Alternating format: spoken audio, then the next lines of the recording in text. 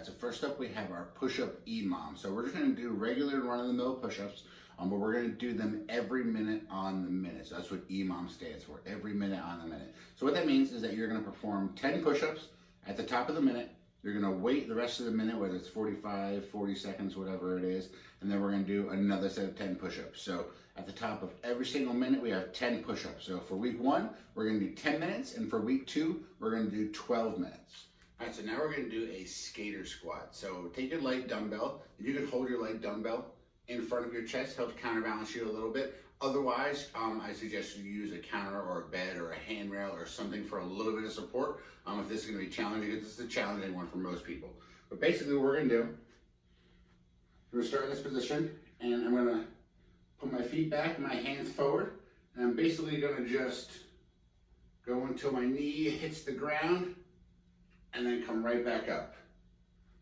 I'm going to let that knee go forward, just about all the way to the ground, and then back up. So if you notice, I'm kind of tapping my foot on the back side here. That's okay. It's just giving me just a little bit of assistance as it gets harder on the bottom here. I'm not putting any weight on it. All my weight is on this front leg right here. All right, so now we got the single arm rear delt fly. So take your lighter dumbbell, and we want to use a lighter dumbbell for this. But you could also use a band, which is what I'm going to use, since I don't actually have a light dumbbell with me. But basically, it's going to be the same exact movement, just a different tool. So for the band, you can just step on it right here. Otherwise, for the dumbbell, we're just going to hold it in your hand. Okay? I'm going to get my back nice and flat in my hinge position. Hands out to the side. I'm going to take my hand and just reach it up. We're going to squeeze that shoulder, not twist and turn too much. Bring it all the way to the top, squeezing those shoulders back. Lifting high on each one. All right, so now we got the dumbbell single leg hip bridge. So take your dumbbell or your kettlebell, and we're gonna hold it in your lap while you do your hip bridge.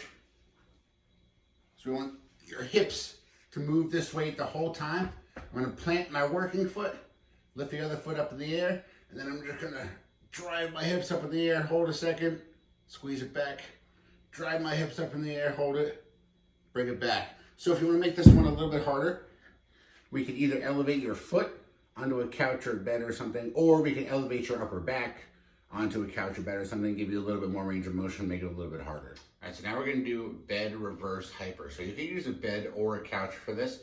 Bed works a little bit better just because there's nothing in your way. But basically, we're going to lay flat in the bed, try and grab hold onto something, a sheet or a pillow in front of you. Or take your feet and then just kick them up and bring them all the way down and kick them up.